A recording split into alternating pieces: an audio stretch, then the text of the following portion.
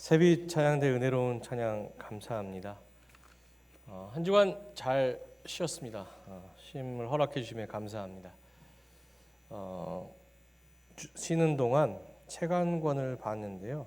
제목이 뭐냐면 박용우라는 사람이 쓴 관점을 디자인하라라는 책입니다. 저자는 이 책에서 우리 안에 고정관념을 깨고 새로운 시선으로 무언가를 바라볼 때 우리의 삶이 진화될 것이라고 이야기하고 있습니다. 예를 들어 전화기를 볼까요?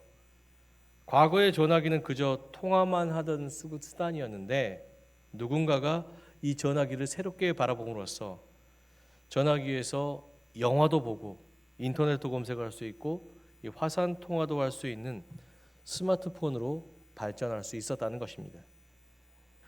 관점만 다시 변화돼도 우리의 삶이 놀랍도록 성장할 수 있다는 것입니다. 그렇다면 어떻게 우리의 관점을 다시 디자인할 수 있을까요? 저자는 여기에 대해 다음과 같이 이야기하고 있습니다. 이 책의 내용을 그대로 전하겠습니다. 보이지 않는 것들을 보고 들리지 않는 것들을 듣고 느끼지 않는 것들을 느낄 수 있는 것이 비결이다. 바로 다른 관점을 갖는 것이다. 같은 일을 겪고도 어떤 사람은 해결 방법을 찾고 어떤 사람은 문제조차 파악하지 못한다. 사람은 하나의 장면에 순식간에 수많은 것들을 읽어내지만 어떤 사람은 수많은 의미가 담긴 장면에도 아무것도 읽어내지 못한다. 그 차이의 시작이 바로 관점이다. 남들이 보지 못한 것을 보고 남들이 듣지 못한 것을 듣고 남들이 느끼지 못하는 것을 느끼며 우리 안에 고정관념을 깰 수 있다면 누구나 새로운 관점으로 세상을 바라보며 세상을 더 성숙하게 살 수 있게 된다는 것입니다. 저는 이 책을 보면서 거듭남에 대해서 생각해 보았습니다. 거듭남이란 무엇입니까?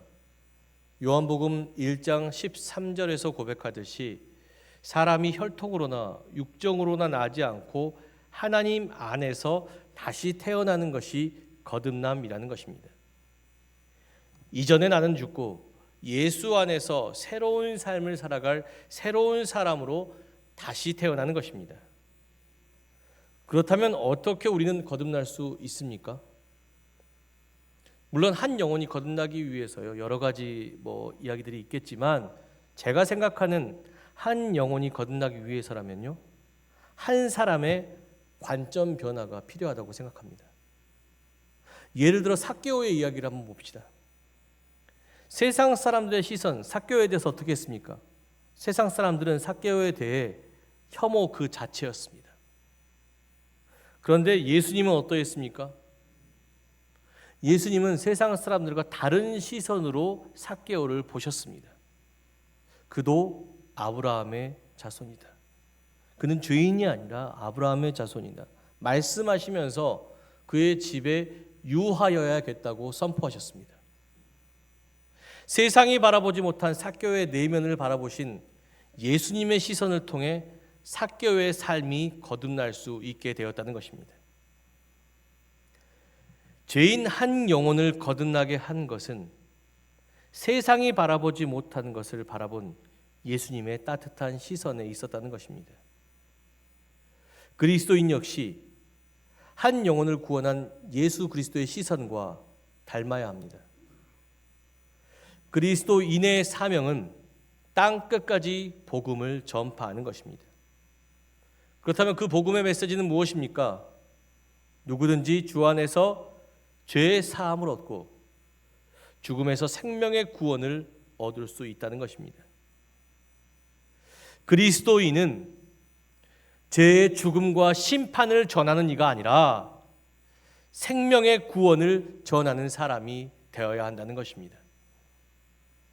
그리스도인 한 사람을 통하여서 한 영혼이 거듭나고 속한 가정과 세상이 생명의 구원을 받을 수 있어야 한다는 것입니다.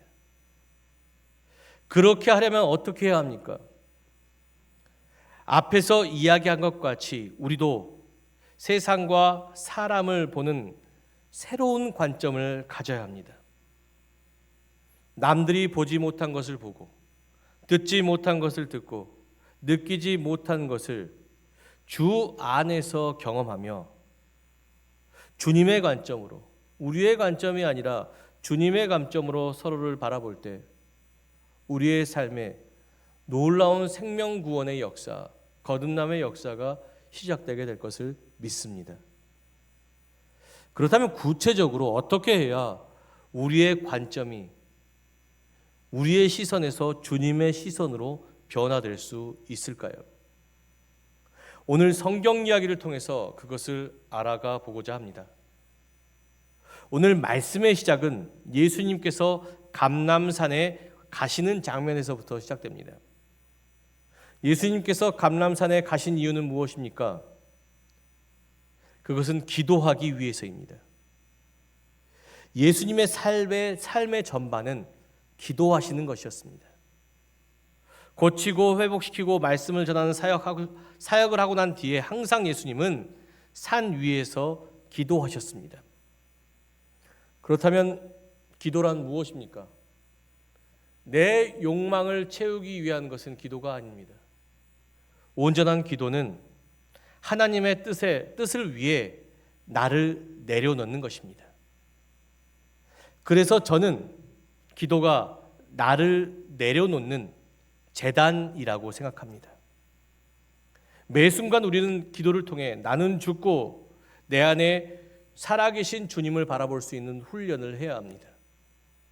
내 시선이 아니라 주님의 시선으로 세상을 바라볼 수 있는 훈련을 기도를 통해 해야 한다는 것입니다. 여기에서 깨닫게 되는 관점 변화의 첫 번째 방법은 주 안에 거하는 온전한 기도를 드리는 것입니다. 로마서 12장 1절의 말씀에 보면 사도 바울은 우리가 드릴 예배를 영적 예배라고 이야기하며 이 예배를 드리기 위해서는 우리의 몸을 거룩한 산 제물로 드려야 한다고 이야기합니다. 나를 내려놓지 않고서는 영이신 하나님과 소통할 수 없다는 것입니다. 겟세마네 동산에서의 기도회를 통해 알 수 있지만 예수님은 항상 자신을 내려놓으시는 기도를 하셨습니다. 자신의 욕망, 아집뿐 아니라 뜻마저도 내려놓고 하나님의 뜻대로 자신을 인도해 달라고 요청하셨습니다. 우리의 기도도 그래야 합니다. 우리의 예배가 주님과 소통할 수 있는 은혜로운 예배가 되시기를 원한다면 먼저 내 안에 있는 욕망과 아집 판단을 비워내는 기도를 드려야 합니다. 전적으로 내가 거룩한 산제물이 될 수 있는 기도를 드려야 한다는 것입니다. 기도가 온전해야 내 안에 주님을 만날 수 있습니다. 가시나무라는 노래 가사와 같이 내 속에 내가 많으면 그분이 들어오실 곳이 없습니다. 내 안에 모든 것을 완전히 비워낼 때야 비로소 영이신 하나님이 내 안에 채워지고 그 마음으로 우리가 찬송하며 말씀을 나눌 때 우리 안에 깊은 은혜와 깊은 감동이 찾아오게 될 것을 믿습니다. 우리의 삶 가운데 온전한 기도, 나를 산제물로 드릴 온전한 기도가 회복되어져야 우리의 예배와 거룩한 삶이 회복될 수 있습니다. 첫 번째 시선 변화, 그것은 온전한 기도 가운데 있습니다. 계속해서 말씀 보겠습니다. 예수님은 이런 감람산에서 기도를 마치신 후에 성전에서 사람들에게 자신 안에 있는 하나님의 뜻을 전하는 말씀을 가르치셨습니다. 그런데 그때 서기관들과 바리새인들이 성전 한가운데 음행 중에 잡힌 여인을 세우고 이렇게 이야기하는 것이었습니다. 5절의 말씀하게 보겠습니다. 모세는 율법에 이러한 여자를 돌로 치라 명하였거니와 선생님은 어떻게 말하겠나이까. 여인을 향한 세상의 시선은 차가웠습니다. 여인을 성전 중앙에 세워 수치를 당하게 한 것뿐 아니라 돌로 쳐서 죽이라고 했기 때문입니다. 이 여인의 모습을 보며 문득 떠오른 사진 하나가 있습니다. 사진 하나 띄워 주시겠습니까? 사진 하나 띄워 주시죠. 예, 이 사진입니다. 여자들이 남자들의 손에 머리가 완전히 깎이고 길거리에 나와서 모든 사람들에게 수치를 당하고 있습니다. 이 여인은 지금 왜 이런 취급을 받고 있는 것일까? 이 사진의 제목은 삭발당한 프랑스 여성들입니다. 2차 세계대전 직후 독일이 프랑스를 점령할 때 독일 군들은 수많은 프랑스 여성들을 성폭행했습니다. 그러나 프랑스 국민들 어느 누구 하나 이 여성들을 지켜주지 못했습니다. 독일군의 폭력이, 이 총칼이 무서웠기 때문입니다. 이로 인해 이 여성들은 고통당해야 했고 원하지 않는 독일군의 아이도 가져야 했습니다. 그런데 문제는 독일군이 패망하고 난 뒤에 있습니다. 프랑스 국민들은 자신들이 지켜주지 못한 이 여성들을 전쟁을 일으킨 전쟁의 전범들과 똑같이 여기며 잡아다가 머리를 삭발시키고 프랑스 길거리 전역을 돌며 조롱당하게 했습니다. 그리고 맞아 죽기까지 했습니다. 그런데 생각해 보십시오. 이 여인이 얼마나 불쌍합니까? 전쟁 중에는 독일군에게 유린당하고 전쟁이 끝난 후에는 프랑스 국민들에게 수치를 당하고 인격적인 죽임까지 당해야 했습니다. 이 여인이 무슨 잘못을 했습니까? 그저 역사 속에서 연약한 여인으로 고통받은 것입니다.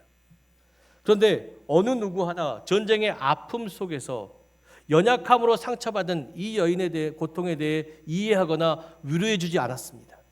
구원해 주는 이도 하나도 없었습니다.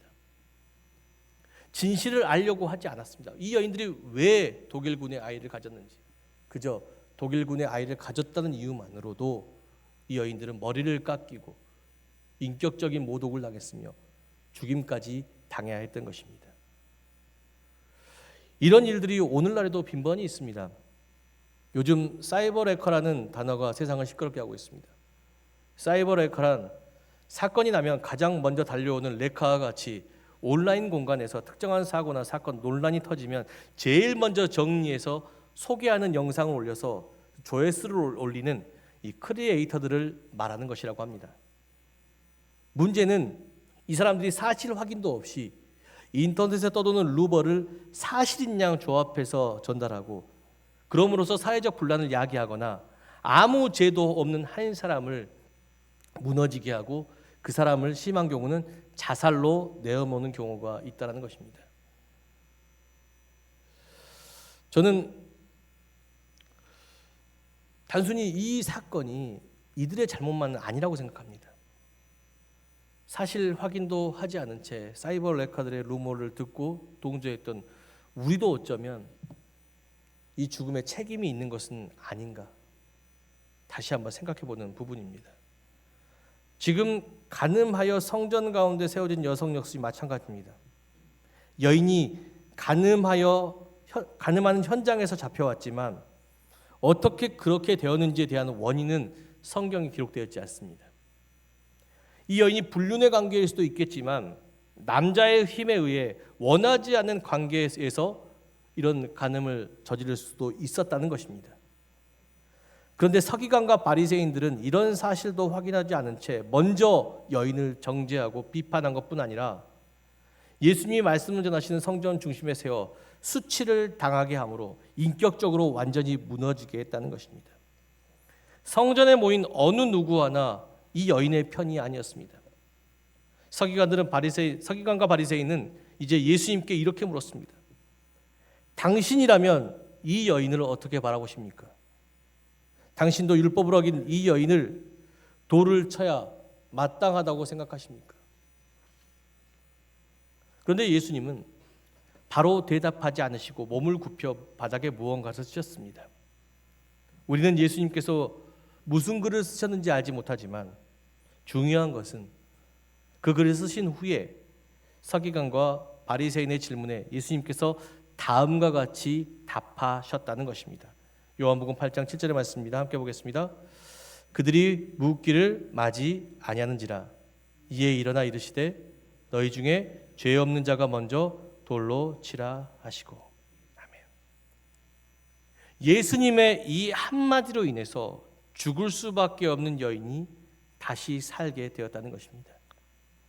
여기에서 우리가 깨달을 수 있는 한 영혼을 새롭게 하는, 한 영혼을 다시 살리는 관점 변화 두 번째 방법은 주 안에서 자아 성찰, 나를 성찰하는 것입니다. 앞서 소개한 관점 변화의 큰 걸림돌은 무엇입니까? 자기 안의 고정관념입니다. 이것을 무너뜨리지 않고서는 새로운 관점을 가질 수 없다고 책은 전하고 있습니다. 세상 모든 사람들에게는 고정관념이 있습니다. 그것은 내가 항상 옳다는, 내가 완벽하다는 고정관념입니다. 남이 하면 불륜이고 내가 하면 로맨스가 괜히 있는 말은 아닙니다. 내가 완벽하다는 생각이 다른 사람을 쉽게 비난하고 정죄하는 원인이 됩니다. 우리는 내가 완벽하다는 생각을 버려야 합니다. 우리 자신이 진리가 아닙니다. 누군가를 판단하기 전에 그 사람에 대해 우리가 알지 못한 부분이, 이 상황에 대해서 우리가 알지 못하는 부분이 너무 많다는 것을 항상 기억하며 나 역시 저들과 똑같은 부족한 죄인임을 항상 기억하며 깨닫고 살아가야 한다는 것입니다. 마태복음 7장 1절과 2절의 말씀을 보면 예수님은 우리에게 비판받지 아니하려거든 남을 비판하지 말라고 말씀하시면서 자신이 비판한 그 잣대로 하나님께서 동일하게 비판하실 것을 이야기하고 계십니다. 우리는 완벽하지 않은 죄인입니다. 이런 자아 성찰이 있어야 다른 사람을 함부로 비난하지 못합니다. 그리고 우리의 판단 기준도 달라집니다. 우리의 판단 기준은 내가 아니라 진리이신 하나님이실 줄로 믿습니다. 예. 무언가를 판단할 때 비난하고 싶은 생각이 들어도 그것을 잠시 멈추고 이렇게 생각해야 합니다. 길이고 진리요 생명이신 주님이시라면 어떻게 하셨을까? 전 예수님께서도 그렇게 하셨다고 생각합니다. 서기관과 바리새인의 질문에 예수님은 바로 답하지 않으셨어요. 율법에 그렇게 기록됐다고 해서 바로 답하지 않으셨고 손가락으로 무언가를 쓰셨다고 기록합니다. 저는 이 시간이 예수님께서 생각하신 시간이라고 생각합니다. 바로 비난하지 않으시고 그 가늠한 여인을 바로 비난하지 않으시고 하나님이시라면 어떻게 하셨을까? 죄인 된 우리를 하나님의 자녀로 세우신 그분의 사랑과 자비라면 이 상황에서 어떻게 하셨을까? 이런 고민이 있었기 때문에 이런 해답이 나왔습니다. 너희 중 죄 없는 자가 먼저 돌로 치라. 내 판단을 내가 아닌 하나님께 두었을 때 우리의 시선은 누군가를 죽이는 시선이 아니라 살리고 회복시키는 시선이 될 수 있습니다. 예수님의 이 한마디로 인해서 여인을 죽이려 했던 모든 사람들은 다 물러나게 되었습니다. 이제 그 여인을 죽이려 했던 모든 사람이 다 물러난 후에 예수님은 여인에게 다음과 같이 말씀하셨습니다. 10절에서 11절을 말씀하게 보겠습니다. 예수께서 일어나사 여자 외에 아무도 없는 것을 보시고 이르시되 여자여 너를 고발하던 그들이 어디 있느냐? 너를 정죄한 자가 없느냐? 대답하되 주여 없나이다. 예수께서 이르시되 나도 너를 정죄하지 아니하노니 가서 다시는 죄를 범하지 말라 하시니라. 아멘. 여기에서 우리가 깨닫게 되는 한 영혼을 새롭게 살아가게 하는 관점 변화, 이 세 번째, 거듭나게 하시는 것을 믿는 것입니다. 우리는 왜 거듭나지 못합니까? 그것은 우리를 올가매는 죄가 있기 때문입니다. 여인은 가늠한 죄를 지었습니다. 지금 용서를 받았다고 해서 이 여인의 죄가 없어졌습니까? 아니잖아요. 한순간 잘못이었지만 이 간음한 죄는 이 여인의 평생을 따라다닙니다. 평생을 따라다니면서 이 여인을 무너지게 합니다. 이 죄의 올가미가 있다라는 사실입니다. 옛말에 이런 말이 있지요. 사람은 쉽게 변하지 않는다. 세상 대부분의 사람들이 이 말에 공감합니다. 우리는 어떤 사람의 과거의 모습으로 인해 선입관을 가지고 그 사람을 판단할 때가 있습니다. 그리고 정죄할 때가 있습니다. 그 사람은 원래 그래. 그 사람은 원래 그런 사람이야. 그러나 예수님께서는 이전의 죄로 인해 여성을 전제하거나 판단하지 않으실 것이라고 이야기하십니다. 그리고 다시는 이와 같은 죄를 짓지 말고 새로운 삶을 살아가라고, 내가 이 죄를 잊어줄 테니 새로운 삶을 살아가라고 당부합니다. 세상은 사람이 쉽게 변하지 않는다고 말합니다. 그러나 주님은 생각이 다릅니다.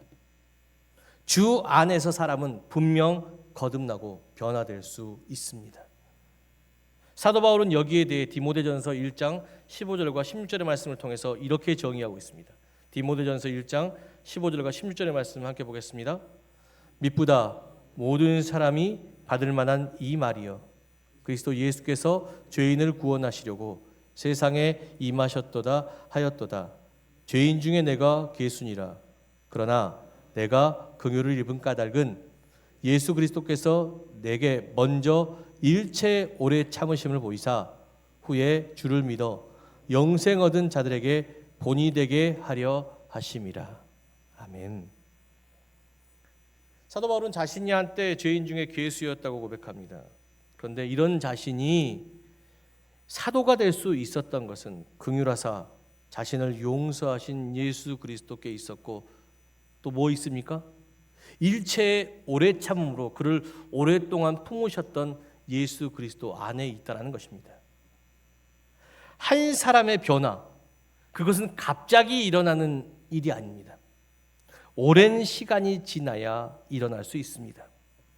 그렇게 오랜 시간도록 예수는 사도 바울 곁에서 그의 변화를 기다리며 오래 참고 기다리고 계셨다는 것입니다. 사도 바울이 얘기하잖아요. 나는 날마다 죽노라. 매일 죽어요. 매일 죽어. 변화하기 위해서 매일 죽는다는 사실이. 그리스도인도 주님과 같은 시선으로 누군가의 거듭남을 바라봐 주어야 합니다. 아나니아라는 사람을 보십시오. 그 역시 한때 사울의 변화를 믿지 못했던 사람입니다. 그리스도인을 핍박했던 사울이 어떻게 하나님의 사람이 될 수 있습니까? 저는 믿지 못합니다. 그런데 예수님께서 말씀하신 후에 아나니아는 자신의 관점을 변화시켰습니다. 세상은 변화시키지 못하지만 주님이라면 사울을 거듭나게 하실 거야. 이 믿음의 시선으로 세상이 사울을 비난해도 아나니아 한 사람만큼은 사울을 끝까지 믿어주고 바라보아 주었습니다. 그 결과 사울은 이전에 그리스도인을 핍박하던 자에서 그리스도인의 복음을 전하는 사도로 세워지게 되었습니다.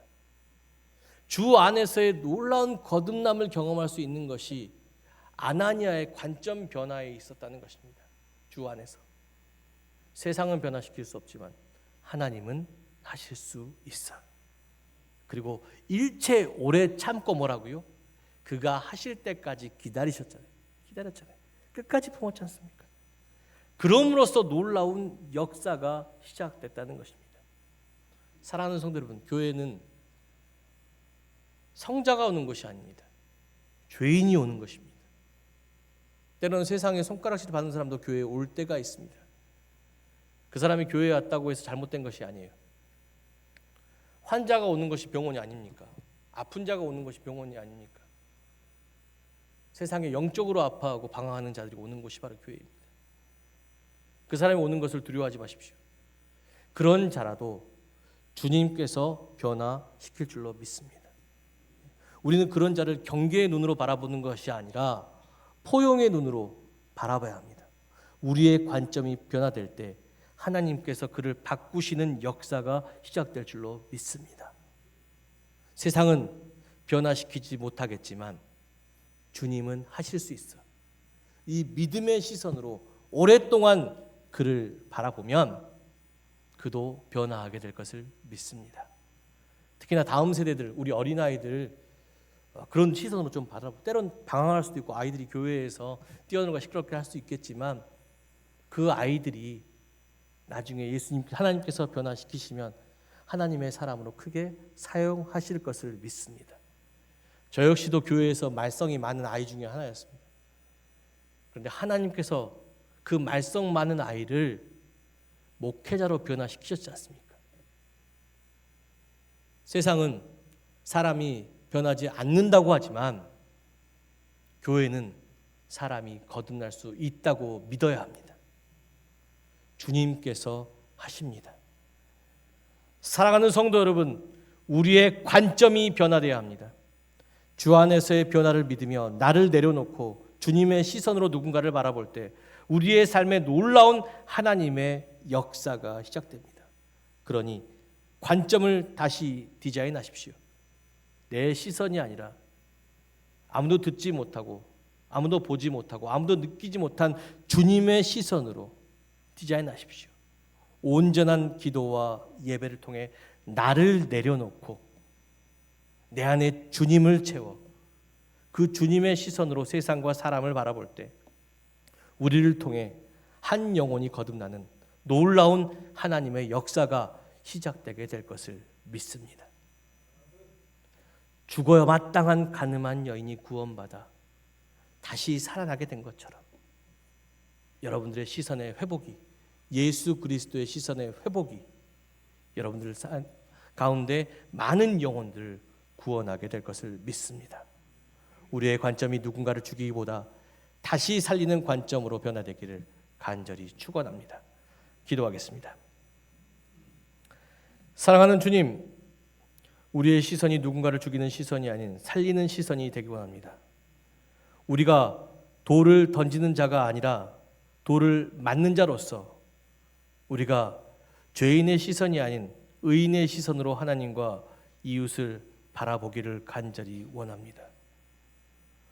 우리의 시선이 십자가에 달리신 예수 그리스도의 시선이 되었을 때야 비로소 우리를 구원하신 하나님 은혜가 보이고 아무도 보지 못한 이웃의 상처와 아픔도 보이며 용서하며 다시 살게 할 수 있습니다. 주여, 지금 우리의 시선이 주님의 시선이 되게 하여 주시옵소서.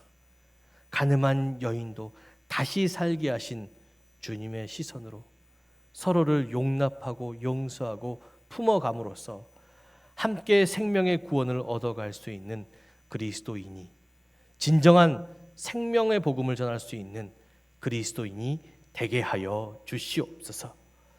우리와 함께 하시는 예수 그리스도의 이름으로 간절히 기도드렸습니다. 아멘.